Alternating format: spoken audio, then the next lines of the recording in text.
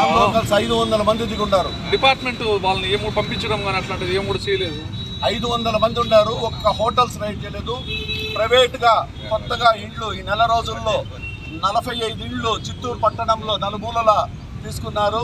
ఈ నలుమూలల 45 ఇండ్లు తీసుకుంటే ఎవరిని కూడా ఎందుకు వచ్చారు, ఎక్కడొచ్చారు అనేది ఎంక్వైరీ లేదు. అన్ని జాగాల్లో కూడా ఈ 45 ఇండ్లలో కూడా ఏం కానీ నిమ్మక నీరెత్తినట్టే ఉండదు. ఎన్పిఎస్ లాడ్జీలో కోట్ల సంఖ్యలో డబ్బులు పట్టుబడితే ఆ డబ్బులు అక్కడి నుంచి వదిలివేయడం జరిగింది. ఇటువంటి దుశ్చర్య జరిగితే ఏ విధంగా ప్రజాస్వామ్యంలో పేదవాడు రాజకీయాలు ఏ విధంగా ఎదుర్కోవాలో అర్థం కావడం లేదు. కాబట్టి దీని మీద నాకు వేరే దిక్కు లేదు. ఇక్కడ ఆత్మహత్య నాకు శరణ్యం. కాబట్టి మేము స్వచ్ఛందంగా చెప్పి డబ్బులు పట్టించినవి కూడా వదిలిపెట్టేస్తే ఏ విధంగా ఎలక్షన్ చేయాలో మాకు అర్థం కాని పరిస్థితిగా ఉంది. కాబట్టి దీన్ని మేము తీవ్రంగా ఖండిస్తూ నిరసన వ్యక్తం తెలియజేస్తున్నాం. కొంతమందిని పట్టించాను. రాజీలో రైడ్ చేసి భారీగా డబ్బులు దొరికినాయి. దొరికిన డబ్బులు ఎక్కడ పోయినాయో కానీ వదిలిపెట్టేశారు.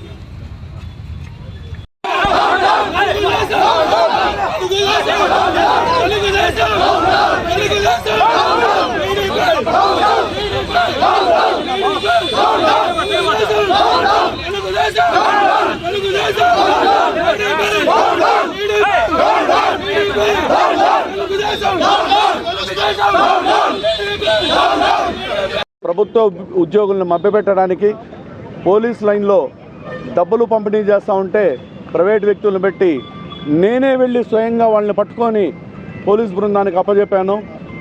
అప్పచెప్పిన 20 నిమిషాలకు వాళ్ళు కళ్ళు జరుగుతూ ఉందంటే వెంటనే వాళ్ళని పంపించేయడం జరిగింది. అదేవిధంగా దాదాపు 500 మంది బెంగళూరు నుంచి, అనంతపురం నుంచి ఇక్కడ ఇళ్ళు తీసుకొని లాడ్జీల్లో విచ్చలవిడిగా డబ్బులు డంప్ చేసుకొని, లిక్కర్ డంప్ చేసుకొని ఎక్కడికక్కడ విధ్వంసం సృష్టిస్తూ ఉంటే కూడా నిమ్మకు నీరెత్తినెత్తి ఉండారు. ఏది కానీ స్పందన లేదు. కాబట్టి దీని మీద మేము తీవ్రంగా వ్యతిరేకిస్తూ ఈరోజు నిరసన వ్యక్తం చేస్తూ ఉన్నాం పోలీస్ స్టేషన్ ముందర. మేము రెడ్ హ్యాండెడ్గా నేనే పట్టించాను.